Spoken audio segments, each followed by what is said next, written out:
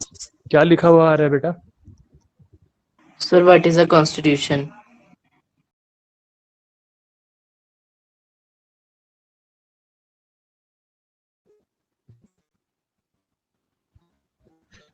और लास्ट हम लोगों ने देखा था कि अफ्रीका में नया कॉन्स्टिट्यूशन बन गया था, है ना? Yes, sir. आज हम लोग का टॉपिक होने वाला है making of the Indian constitution और क्या इसके advantages. Clear? Unlike South Africa, Indian Constitution makers had during the freedom struggle itself about what a democratic India should look like.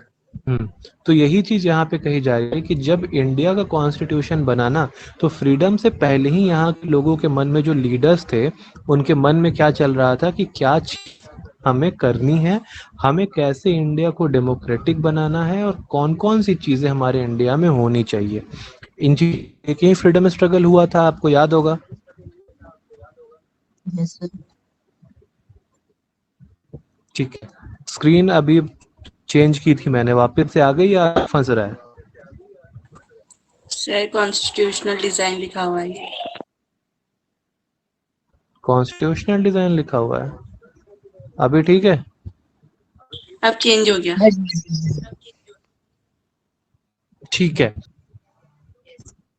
हाँ, तो मैं ये पूछ रहा था कि जिस तरह से साउथ अफ्रीका में कॉन्स्टिट्यूशन बना, क्या इंडिया में कॉन्स्टिट्यूशन बनने का प्रोसीजर वही था या डिफरेंट था? तो डिफरेंट था, इंडिया में लोग ज्यादा प्रोटेस्ट कर रहे थे। हाँ एग्जैक्टली, मैं यही पूछ रहा था आप लोगों से। ठीक है, अब अगला आप यहाँ पे देखोगे कि क्या फिर हुआ। इन 1928 Motilal Nehru and other leader drafted a constitution for India. अब 1928 के समय में इंडिया इंडिपेंडेंट हो गया था क्या? No sir. और इंडिया और पाकिस्तान के बीच में डिवाइडेशन हुआ था?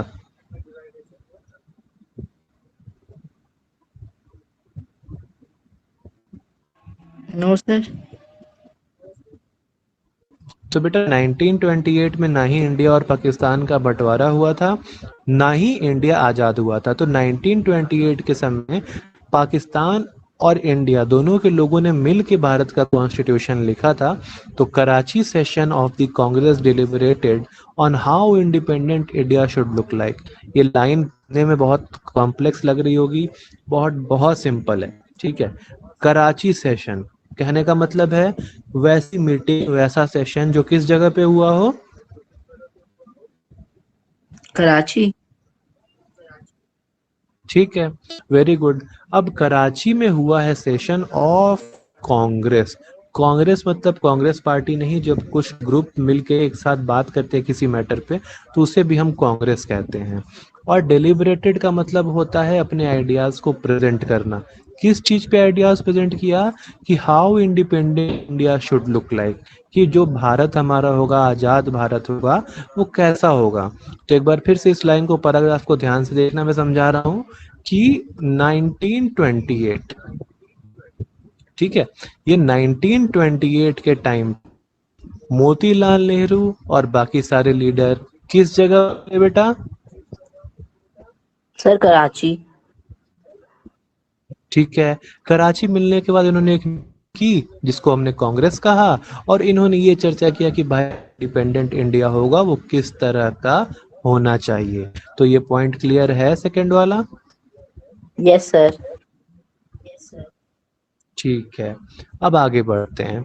अब जाहिर सी बात है अफ्रीका में लोग उतने पढ़े लिखे नहीं थे। क्या साउथ अफ्रीका में लोग उतने पढ़े लिखे थे जहाँ पे कॉन्स्टिट्यूशन बना था? पढ़े लिखे लोग होते तो मारपीट नहीं होती ना उतनी। यस जबकि सर। इंडिया में क्या सीन था कि इंडिया में लोग बहुत पढ़े लिखे थे और सब लोग जानते थे कि किस तरह से ब्रिटिशर्स ने रूल किया है। मेनी इंडियन वेयर फैमिलियराइज्ड, फैमिलियर मतलब इनको मालूम ब्रिटिशर्स जो थे वो कैसा पॉलिटिकल और लेजिस्लेटिव इंस्टीट्यूशन बनाते थे कॉलोनियल टाइम पे। कॉलोनियल का मतलब क्या था बेटा? चलो नहीं पता है तो मैं बताता हूँ। आपको पता है ना कि ब्रिटिशर्स हमारे यहाँ राज करते थे, ये चीज तो मालूम है सबको। Yes sir. Yes sir. तो जैसे ब्रिटिशर्स हमारे यहाँ राज करते थे वैसे ही कई और जगहों पे राज करते थे।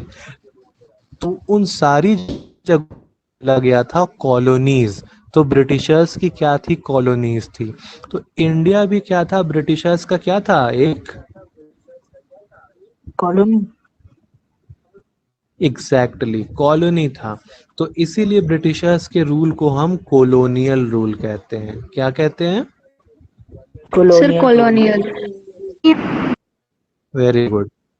तो बेटा हम यही यहाँ पे कहना है कि जो एडुकेटेड इंडियन थे उनको तो मालूम था कि जो कॉलोनियल रूल चला है उस वक्त पे पॉलिटिकल और लेजिस्लेटिव इंस्टीट्यूशन में क्या क्या चीजें हुई थी।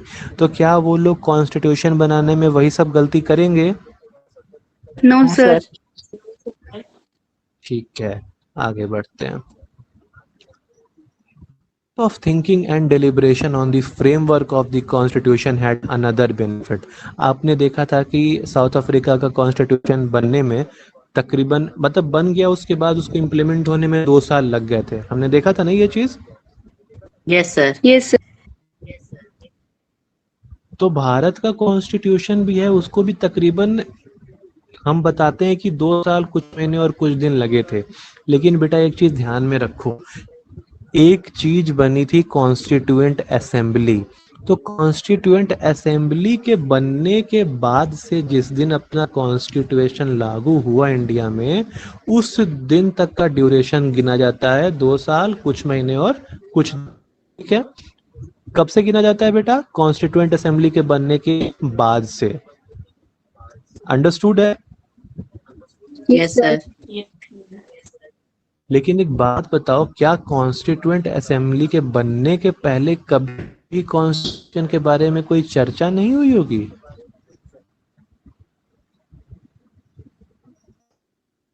सर हुई भी होगी। तो ये जो हम कराची सेशन की बात की है, ये कराची सेशन वगैरह ये सब उसी डिलिब्रेशन में आता है। हाँ, तो मैं ये Yes. पूछ रहा था कि ये जो फ्रेमवर्क है, किस चीज का फ्रेमवर्क था बेटा? Sir constitution. सर पुरानी जो कराची में और करेक्ट। तो उन सब का। हाँ, तो इन सब जगहों पे हमने किस चीज के बारे में बात की थी? कॉन्स्टिट्यूशन तो बात की थी ना। Yes sir. यानी इतने तक हमने सोचा, हमने आइडिया दिया, इस वजह से कॉन्स्टिट्यूशन को बनाने में बहुत ज्यादा क्या मिला, बेनिफिट मिला। Understood? Yes sir. Yes sir. मैंने आप लोगों को फ्रेंच रेवोल्यूशन पढ़ाना शुरू किया था, याद है? Yes sir. Yes sir. अभी नेक्स्ट मंडे से ना वो कंटिन्यू हो जाएगा, क्योंकि अभी यूट्यूब वाला इशू सॉर्ट आउट हो ही जाएगा मेरा। उसके बाद वो चीज वहाँ कंटिन्यू हो जाएगी। तो बेटा क्या है ना कि फ्रेंच रेवोल्यूशन में मैंने बताया था ना कि राजा बहुत मतलब लोगों को परेशान किया करता था, लोग खुश नहीं थे उसके राज्य में, ऐसा बताया था मैंने। Yes sir. Yes sir. क्या आपको लगता है कि फ्रेंच रेवोल्यूशन होने से पहले फ्रांस में डेमोक्रेसी रही होगी? No sir. No sir. Last point देखो ये वाला, many of the leaders were inspired by the ideals of French Revolution, Socialist Revolution of Russia, etc. But they didn't simply imitate this principle. अब ये line सीधे सीधे ऊपर से निकल गई होगी, सही सही बताना, समझ में आई या ऊपर से निकल गई? सर नहीं आई समझ। सर ETC तक आई नहीं थी। क्या है बेटा कि फ्रेंच रिवॉल्यूशन जब कंप्लीट हुआ तो लोगों को डेमोक्रेसी के बारे में नए नए आइडियाज मिले, ठीक है। उसी तरह आपका ये जो सोशलिस्ट रिवॉल्यूशन ऑफ रशिया है, ये खत्म होने के बाद भी लोगों को नए नए आइडियाज मिले। तो ना आपने अभी फ्रेंच रिवॉल्यूशन पूरा पढ़ा है, ना सोशलिस्ट रिवॉल्यूशन रशिया का। सही बोल रहा हूँ मैं? Yes sir. Yes sir. तो जब आप ये पढ़ोगे ना बेटा, तब आपको मालूम चलेगा कि ये सारे रेवोल्यूशन में डेमोक्रेसी की बात हो रही है। और फ्रेंच रेवोल्यूशन के बाद भी एक कॉन्स्टिट्यूशन बना था, और रशियन रेवोल्यूशन के बाद भी एक कॉन्स्टिट्यूशन बना था। तो इंडिया में भी लोगों ने इंस्पायर हो गए किन चीजों से? फ्रेंच रेवोल्यूशन से और रशियन रेवोल्यूशन से। ये चीज समझ में आ गई? Yes sir. लेकिन उन्होंने एग्जैक्ट वही चीजें नहीं की जो वहां की गई थी। वही नीचे लिखा गया है कि but they didn't simply imitate, का मतलब होता है किसी चीज की कॉपी करना। तो जो प्रिंसिपल्स वहां के कॉन्स्टिट्यूशन में थे उसकी कॉपी इंडिया में क्या की गई, नहीं की गई। अब ये पॉइंट क्लियर है? Yes, sir. Yes, sir. अब देखो क्या दिख रहा है।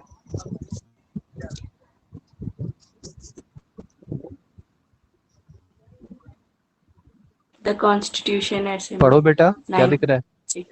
The Constitution Assembly 1946. 1946. पहला पॉइंट कहता है कि drafting of the constitution was done by N assembly of elected representative. तो भाई जब भी अपने यहाँ हम लोग रिप्रेजेंटेटिव चुनते हैं तो जाहिर सी बात है इलेक्शन के थ्रू ही चुनते हैं ना। Yes, sir. Yes, sir. और यहाँ पे तो हमें इंडिया का कॉन्स्टिट्यूशन बनाना है, तो किसी भी ऐरे गैरे को थोड़ी ना रख लेंगे हम लोग, ठीक है। Yes, sir. Yes, sir. तो पहला पॉइंट बस यही कहता है कि कॉन्स्टिट्यूएंट असेंबली बनाने के लिए हमने क्या किया था, एक छोटा इलेक्शन कराया था और उस इलेक्शन से कितने मेंबर इलेक्ट हुए थे बेटा? 299. हाँ, 299 मेंबर इलेक्ट होके आए थे। तो सबसे पहली चीज आपको याद रखना कि कॉन्स्टिट्यूएंट असेंबली में कितने मेंबर थे? Sir, 299. ठीक है। सेकंड पॉइंट कहता है कि it represented the people of India. जाहिर सी बात है पूरे इंडिया के लिए कॉन्स्टिट्यूशन बनाना है तो पूरे इंडिया के लोगों को ही रिप्रेजेंट कर रहा होगा ना। ये जो इलेक्शन हुआ है लोगों का, इसमें पूरे इंडिया के लोग होंगे, करेक्ट बात है? Yes, sir. ठीक है। और उस वक्त की मैं बात बताऊं तो उस वक्त की सबसे बड़ी पार्टी थी इंडियन नेशनल कांग्रेस। देख रहे हो यहाँ पे आईएनसी लिखा हुआ है, Yes, sir. Yes, sir. तो यहाँ ये भी लिखा हुआ है कि दी डोमिनेटेड बाय आईएनसी। डॉ है पहले कभी सुना ये डोमिनेट वर्ड? चलो नहीं सुना है तो मैं बताता हूँ। डोमिनेट का मतलब होता है ना किसी के ऊपर अपना पूरा अधिकार जमाना। जैसे कि आपके घर में मान लो किसी घर में दो बच्चे हैं, एक वाइफ है एक हस्बैंड है। अब आपने जनरली देखा होगा कि जो हस्बैंड होता है वो वाइफ और बच्चों को डांट के रखता है किसी घर में। ऐसा देखा है कभी, सुना है कभी ऐसा कि पापा से डरो, पापा से बच्चे भी डरते हैं, पापा से मम्मी भी डरती हैं? ऐसा होता है generally. Yes, sir. Yes. Yes. यानी कि पापा जो हैं वहां पे पापा फैमिली को डोमिनेट करते हैं। अब एक बताओ, अगर कभी दादाजी आ गए तब कौन डोमिनेट करेगा, पापा करेंगे या दादाजी करेंगे? Sir, दादाजी. तो बिल्कुल यहाँ पे डोमिनेटेड का मतलब है, यह लाइन लिखी हुई आपने समझ गया। आप डोमिनेटेड का मतलब समझ गए ना, कंट्रोल करना, अपना अधिकार दिखाना। समझ गए सब लोग? Yes, Yes, sir. sir. Yes, sir. तो ये लाइन जो कह रही है कि assembly was dominated by INC, यानी ये जो असेंबली बनी थी इसको डोमिनेट कौन करता था? Indian National Congress. ठीक है। अगली लाइन ये कहती है कि but it had many non Congress member belonging to different language group, caste, class, religion and occupation. तो इंडियन नेशनल के अलावा भी कई सारे ऐसे मेंबर थे जो कि कॉन्स्टिट्यूएंट असेंबली में हिस्सा थे। और उसमें कौन लोग थे? अलग अलग जाति के लोग, अलग अलग तबके के लोग, अलग अलग रिलीजन के लोग। अनजान अलग ऑक्यूपेशन मतलब हमारा जो काम होता है, ऑक्यूपेशन समझते हो? Yes, sir.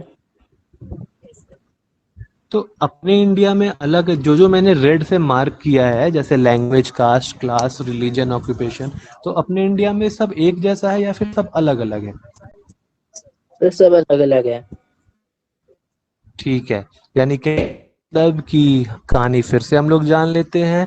एक असेंबली बनी जिसमें 299 मेंबर थे। इस असेंबली को कौन डोमिनेट कर रहा था? Indian national Congress. इसमें सिर्फ आईएनसी के मेंबर नहीं थे, कई सारे नॉन कांग्रेस मेंबर भी थे जो अलग अलग भाषा, अलग अलग जाति, अलग अलग तबका, अलग अलग रिलीजन और ऑक्यूपेशन से आते थे। तो एक बात बताओ मुझे, पूरे भारत का कॉन्स्टिट्यूशन लिखना है तो पूरे भारत में जितने तरह के लोग हैं सबके पॉइंट ऑफ व्यू को दिमाग में रखना पड़ेगा ना? Yes, sir. ठीक है, देखो, the constitution didn't reflect the views of the member alone, it expresses the expressions of aspirations of all people। मतलब कि ये जो कॉन्स्टिट्यूशन है इसमें जितने भी लोग मैंने मार्क कर बताए हैं आपको, उन हर तरह के लोगों के भी चीजें हैं, ये कॉन्स्टिट्यूशन में उन चीज को एक्सप्रेस किया जाएगा। ये सेकंड पॉइंट समझ आया? Yes, sir. अब थर्ड पॉइंट कहते हैं, the assembly adopted the constitution on 26 नवंबर 1949। यानी पूरा बन के तैयार होके काम कब हो गया था? कौन से डेट को? 26 November 1949. November 1949। तो बेटा आप पॉलिटिकल, हाँ, आप लोग पॉलिटिकल साइंस के स्टूडेंट हो, आप लोग को ये जरूर याद रखना चाहिए कि ये कॉन्स्टिट्यूशन 26 नवंबर 1949 को क्या किया गया था? एडॉप्ट किया गया था। ठीक है, Yes, sir. चलो, अब क्या है कि असेंबली तो बन गई थी, काम भी अच्छे से हो रहा था, बड़ा बढ़िया काम कर रही है असेंबली। लेकिन असेंबली बनने के बाद अभी भी कॉन्स्टिट्यूशन को फाइनल करना बाकी था। बेटे कॉन्स्टिट्यूशन को फाइनल कर दिया गया है? No. No, sir। ठीक है, अब यहाँ पे आता है एक बहुत ही बड़ी चीज, ड्राफ्टिंग कमेटी। ये पढ़ पा रहे हो आप लोग ड्राफ्टिंग कमेटी जो लिखा हुआ है? Yes, sir. Yes, sir। चलो एक बात मुझे बताओ, आप लोग कभी कोई प्रोजेक्ट वर्क बनाते हो, आपको क्लास में सबमिट करना होता है, तो उसके पहले आप उसकी प्रैक्टिस करने के लिए कोई एक रफ पेपर पे उसको लिखते हो, या फिर कभी कोई पोएट्री पढ़नी हो या कहानी पढ़ना हुआ तो एक जगह रफ में लिखते हो ना, फेयर में लिख पहले? Yes, sir. Yes, sir। ठीक है, अब क्या है, ये ड्राफ्टिंग कमेटी बनाई गई। देखो फ्लो टूट जाता है ना तो बहुत गुस्सा आता है। खैर, तो ये ड्राफ्टिंग कमेटी में, हाँ, मैं क्या बात कर रहा था बेटा कि जब आप कुछ प्रिपेयर करते हो तो उसके पहले एक रफ वर्क करते हो ना? Yes, sir. तो बेटा रफ वर्क को जो है हम कहते हैं ड्राफ्ट। ठीक है, उसी रफ वर्क को हम क्या नाम देते हैं? Draft.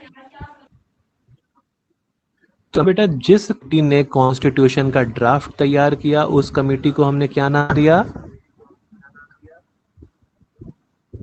Drafting community. हाँ, और ड्राफ्टिंग कमेटी को किसने लीड किया? लिखा है ना चेयर्ड बाय। किसने लीड किया? Dr. Bhimrao Ambedkar. Doctor Bhimrao Ambedkar. ठीक है, तो डॉक्टर, अब मुझे बताइए कि डॉक्टर अम्बेडकर कौन सी कमेटी के हेड थे? Drafting community. Drafting Committee. ठीक है, अब ड्राफ्टिंग कमेटी भाई बनी, अम्बेडकर जी ने इसको हेड किया और इन्होंने एक ड्राफ्ट बनाया कॉन्स्टिट्यूशन का। उस ड्राफ्ट पे डिस्कशन हुआ और यहाँ लिखा है ना, it was discussed clause by clause through several rounds of discussion. तो बेटा क्लॉज बाय क्लॉज का मतलब है पॉइंट बाय पॉइंट। आपने सुना है ना कि कॉन्स्टिट्यूशन में ढेर सारे आर्टिकल्स होते हैं, सुना है? Yes, sir. Yes, sir। Yes sir. हम उनको पॉइंट बाय पॉइंट डिवाइड कर सकते हैं। Yes, sir. तो बेटा वही जब हम उनको पॉइंट बाय पॉइंट जो हमने डिवाइड किया, वही लिखा है कि डिस्कस्ड क्लॉज बाय क्लॉज, यानी point by point several round of discussion हुए, तब जाके हम जाके आगे इस बात को बढ़ाएंगे या नहीं। तो ये पॉइंट क्लियर है? Yes, sir. Yes, sir। ठीक है बेटा, अब क्या है कि हमने देखा था कि कॉन्स्टिट्यूशन कौन से डेट को एडॉप्ट हुआ था? 26 November 1949. 1949। ठीक है। 1949 के बाद हमने एक ड्राफ्टिंग कमेटी बनाई जिसको अम्बेडकर जी ने लीड किया। उसके बाद कॉन्स्टिट्यूशन इफेक्ट में आता है कौन से डेट को? 26 26 January January 1950. ठीक है बेटा। अब लास्ट लाइन मेरे लिए कोई पढ़ेगा? Yes, sir. हाँ, लास्ट लाइन जरा पढ़ो बेटा। Yes, sir. Over the last 64 years, no large social group or political parties has ever questioned the legitimacy of the Constitution. Sir screen नहीं दिख रही है। हाँ, वेरी गुड। स्क्रीन नहीं दिख रही है? यस सर, पता नहीं क्यों नहीं दिख रही। सर देख लिए थोड़ा बंद टाइम करके फिर से शेयर कर। ऑन कर रहे हैं तो आ गया, दिख गया? No sir. Yes sir. ठीक है, तो कहने का मतलब कि भाई 1950 से लेके अभी तक 64 ईयर से भी ज्यादा हो चुके हैं, लेकिन अभी तक किसी भी सोशल ग्रुप ने क्या किया है? कॉन्स्टिट्यूशन को क्वेश्चन नहीं किया है। एक वर्ड आई है यहाँ पे, लेजिटिमेसी। बेटा आपने सुना है कभी कि बड़े तुम मतलब ये नाजायज चीज है? सुनिए कि ये नाजायज है। ये नाजायज yes, वर्ड sir. सुना है आपने कभी? यस तो सर। बेटा जो ना हाँ, तो जो नाजायज चीज होती है उसे हम कहते हैं नॉट लेजिटिमेट, और जायज चीज को हम कहते हैं लेजिटिमेट। तो यहाँ पे लेजिटिमेट से वर्ड निकाला गया है और लिखा गया है लेजिटिमेसी। समझे? Yes sir. Yes sir. यानी कहने का मतलब अभी तक इतने सालों में किसी भी पॉलिटिकल पार्टी, किसी भी ग्रुप या समूह ने कॉन्स्टिट्यूशन जायज है या नहीं इस पे क्वेश्चन मार्क नहीं लगाया है। ये पॉइंट अंडरस्टूड है? Yes sir. Yes sir. तो बेटा पेज को मैं क्लियर कर रहा हूँ, एक बार पढ़ लो, स्क्रीनशॉट ले लो, कुछ पूछना है तो पूछ लो। ओके, तो इंडिया पे मैंने अभी इधर कर दिया।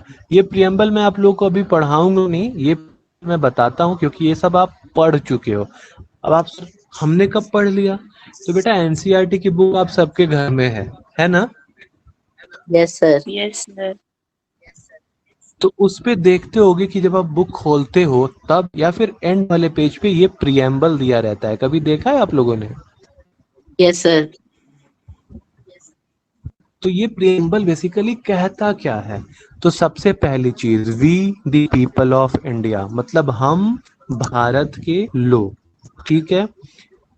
Having solemnly resolved to constitute India into a sovereign socialist secular democratic republic and to secure to all its citizens justice, liberty, equality and fraternity।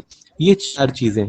तो बेटा ये जो पहला पैराग्राफ है ना, we the people of India having solemnly resolved constitute India, हम भारत के लोग, मैं एग्जैक्ट हिंदी नहीं बताऊंगा, आपको जो समझ में आएगा वो मैं बताता हूँ आप लोगों को। कहने का मतलब है कि हम भारत के लोग जो हैं भारत को अब कॉन्स्टिट्यूट करेंगे, मतलब हम लोग सेट ऑफ रूल ला रहे हैं, कॉन्स्टिट्यूशन ला रहे हैं, और क्या बनाएंगे?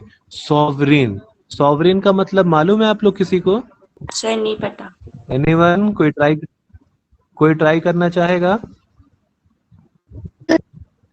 देखो सॉवरेन का मतलब होता है ना जो सबसे ऊपर हो, ठीक है, उसके आगे कुछ ना हो। सॉवरेन की एग्जैक्ट हिंदी हम लोग कहते हैं मतलब संप्रभुता। इतनी हिंदी तो आपके ऊपर ऊपर से चली जाएगी, संप्रभुता बोलूंगा तब तो ये तो ऊपर से निकल जाएगी आपके। करेक्ट है? Yes sir. हाँ, तो सॉवरेन का सीधा सा मतलब है कि हम लोग जो इंडिया जो कंट्री है वो किसी बाहर किसी अदर कंट्री के कंट्रोल से पूरी तरह से फ्री है। हम लोग क्या किसी अदर कंट्री के कंट्रोल में रहे? कोई अदर कंट्री का हमारे ऊपर कंट्रोल रहा बेटा? यस अभी सर। नहीं कहा, पहले था। पहले था। सर पहले था। तो अब हम आजाद हो गए, हम अपना कॉन्स्टिट्यूशन ले रहे हैं, तो हम इंडिया को सॉवरेन बता रहे हैं, यानी हम लोग पूरी तरह से आजाद हैं। दूसरी चीज, सॉवरेन का ही दूसरा मतलब होता है बेटा। पहली चीज तो हो गई कि हम लोग आजाद हैं, और सॉवरेन दूसरा मतलब होता है, सॉवरेन का दूसरा मतलब ये कहता है कि हम लोग का जो लेजिस्लेचर होगा, लेजिस्लेचर सुना है ना आप लोगों ने? Yes, sir. Yes, yes sir. Sir. Yes तीन ऑर्गन कौन कौन से बेटा? The legislator, executive और judiciary. बिल्कुल, तो ये कहा गया सॉवरेनिटी में, दूसरी चीज ये कही गई कि जो लेजिस्लेचर है वो कानून बनाएगा। कानून बनाता है, आपको पता है ना कि लेजिस्लेचर कानून बनाता है, एग्जीक्यूटिव इंप्लीमेंट करता है, जुडिशरी उस पे देखता है कि सजा देनी है नहीं देनी है। सही बोल रहा हूँ? Yes, sir. Yes, sir. तो बेटा सॉवरेन का पहला मतलब है कि हम किसी के भी कंट्रोल में नहीं हैं, और दूसरा मतलब ये कहता है कि हमारी जो लेजिस्लेचर है वो यहाँ के लिए कानून बनाएगी, हमारे इंडिया के लिए कोई और कानून नहीं बना सकता है। तो सॉवरेन का मतलब समझ आया आपको? Yes sir. Yes, sir. Yes ठीक। हाँ, कोई कह रहा है, क्या क्या कह रहे हो बेटा?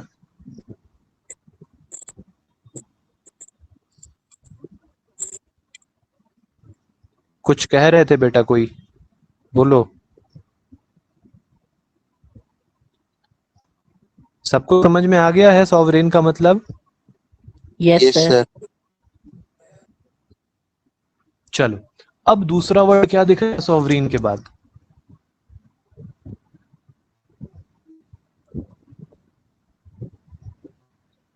So socialist. एग्जैक्टली। सोशलिस्ट का हिंदी मतलब होता है समाजवादी। क्या होता है? समाजवादी.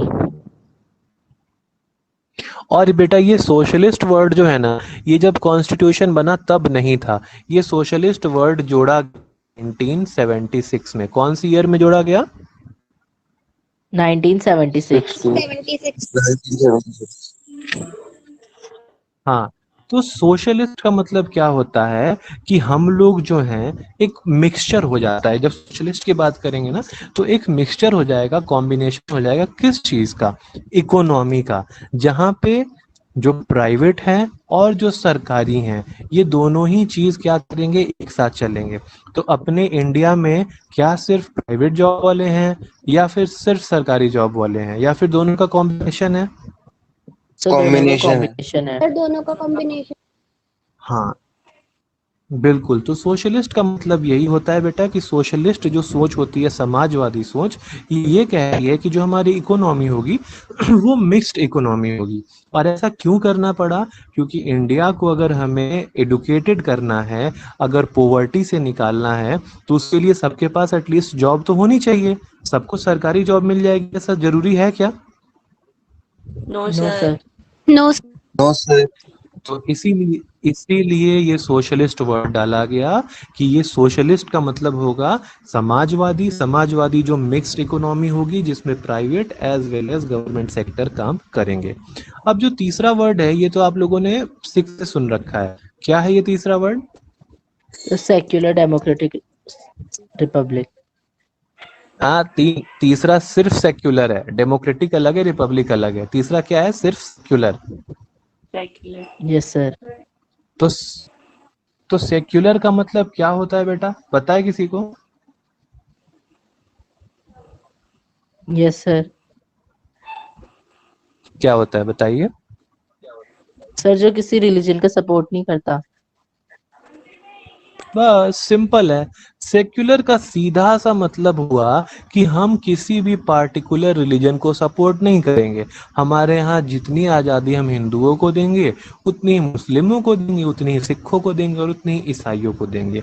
यानी हमारा जो कंट्री है भारत, एक सेक्युलर कंट्री है, और इसमें किसी भी एक पार्टिकुलर रिलीजन को खास वैल्यू नहीं दी गई है। क्या आपके इंडिया का कोई एक धर्म है? No, sir. No, sir. Sir तो हाँ, तो ये सेक्युलर वर्ड भी बेटा 1976 में जोड़ा गया। कब जोड़ा गया? 1976. 1976 बिल्कुल। तो सेक्युलर का सीधा सा मतलब है कि किसी भी एक पार्टिकुलर रिलीजन को हम क्या करते हैं, अपने यहाँ सुपरमेसी नहीं देते हैं। अब बेटा सेक्युलर के बाद कौन सा वर्ड आ रहा है? डेमोक्रेटिक। डेमोक्रेटिक का मतलब क्या मुझे बताने की जरूरत है? No sir. क्या होता है डेमोक्रेटिक का मतलब? सर पीपल का रूल। हाँ, डेमोक्रेटिक का सीधा सा मतलब है कि यहाँ का जो रूल है वो किसके हाथ में है, यहाँ के लोगों के हाथ में है। हमने एक लाइन पढ़ रखा है क्लास 8 थे, democracy is to the people, for the people and by the people. पढ़ रखा है? Yes sir. Yes, sir. ठीक है। Yes. अब लास्ट वर्ड आता है रिपब्लिक। रिपब्लिक का मतलब मालूम है किसी को? Sir, हाँ बोल, क्या बोल रहे हैं बेटा? sir कुछ नहीं। अच्छा, रिपब्लिक का मतलब कुछ नहीं। सर वो दीप बोल रही थी। अच्छा बेटा, रिपब्लिक का मतलब होता है, हिंदी में हम इसको कहते हैं गणराज्य। क्या कहते हैं? गणराज्य। लेकिन गणराज्य मतलब आप गण मतलब बंदूक समझ लेंगे, राज्य मतलब स्टेट समझ लेंगे, तो यहाँ पे हम गणराज्य को साइड कर देंगे। रिपब्लिक की हिंदी गणराज्य है, लेकिन जब मतलब की हम बात करेंगे तो इसका कहने का मतलब है कि भारत के जो राष्ट्रपति होते हैं उसको कौन लोग चुनते हैं? आपको मालूम है? बताइए मुझे।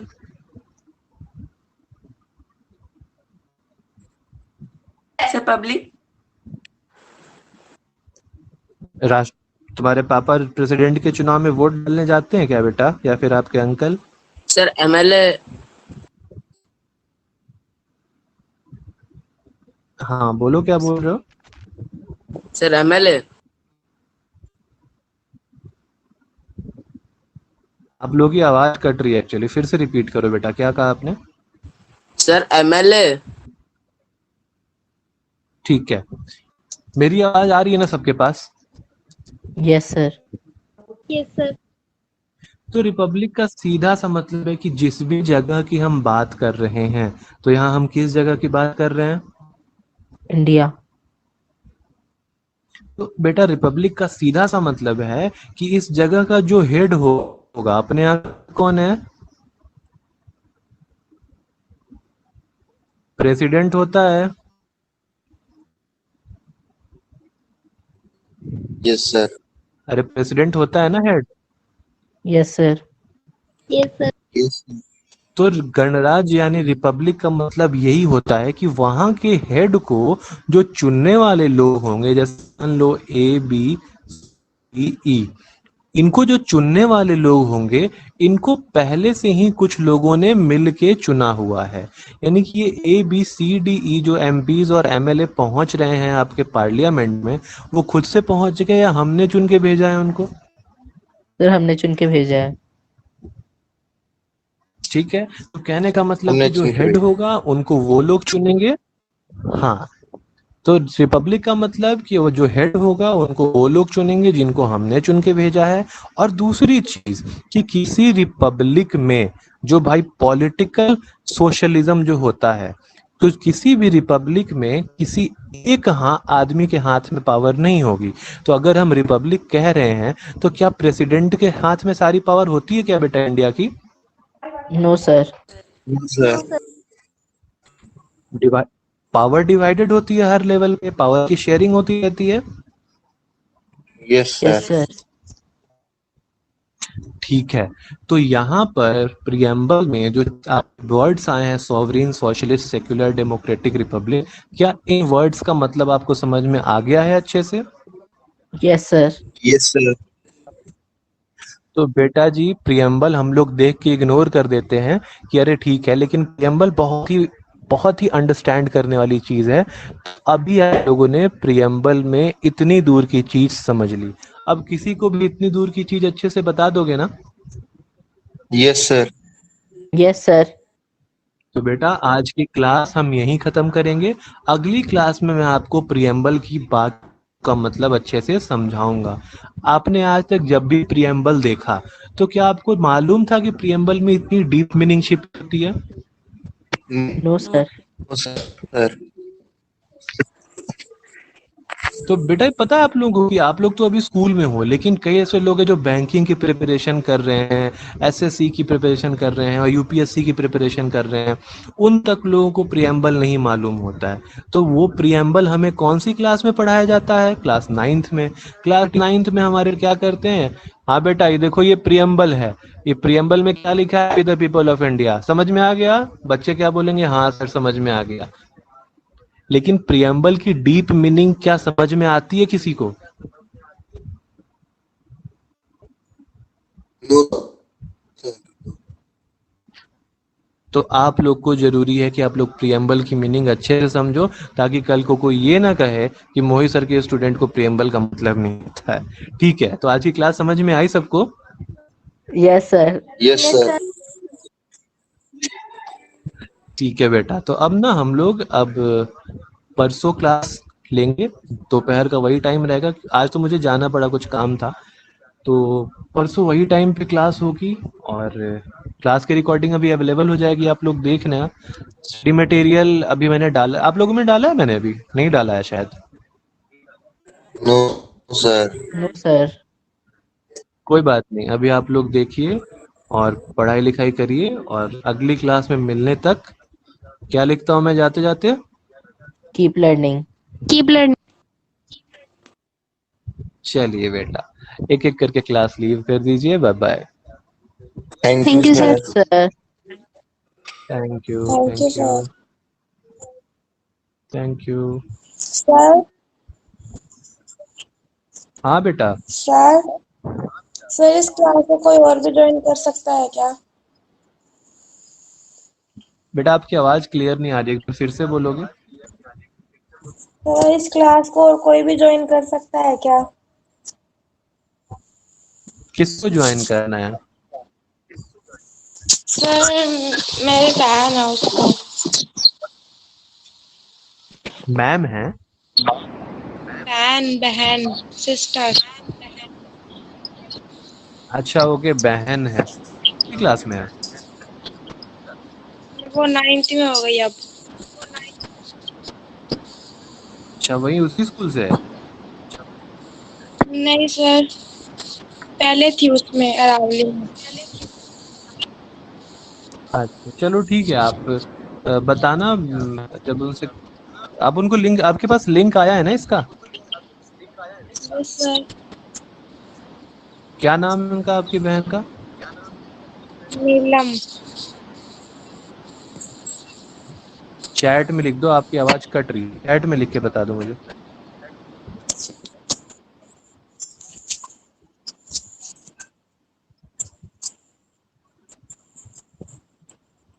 अच्छा नहीं है, ठीक है बेटा, आप उनको लिंक शेयर कर देना, अगली क्लास बता देना, परसों होगी दोपहर में, ज्वाइन कर लेंगी। बिल्कुल ज्वाइन कराइए, पढ़ें, कोई दिक्कत नहीं है, जो पढ़ना चाहे पढ़ सकता है। ठीक है बेटा प्रियंका? Okay sir. ओके बेटा।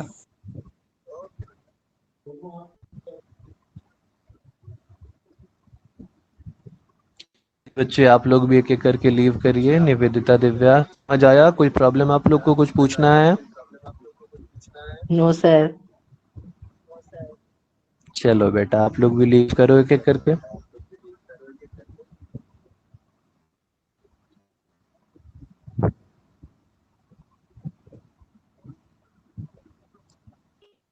निवेदिता लगता है क्लास चला के सो जाती है, जगी सो रही है। हाँ लीव कर दिया इसने। हाँ तो चलिए फिर आज की क्लास को यहीं समाप्त करते हैं।